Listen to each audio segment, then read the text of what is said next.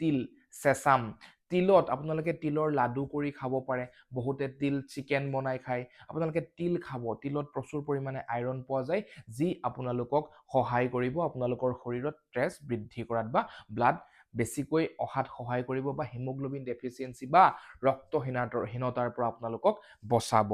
Next আপোনালোকক মই ক'ম ভীমকল বা কাচকল। ভীমকল হয়তো আজিকালি বহুতে খাবলৈ এৰিয়েই দিছে, তো খুব ভাল তেজ বৃদ্ধি কৰিবৰ বাবে ভীমকলৰ লগত আমাৰ কাচকল আপোনালোকে খাবই।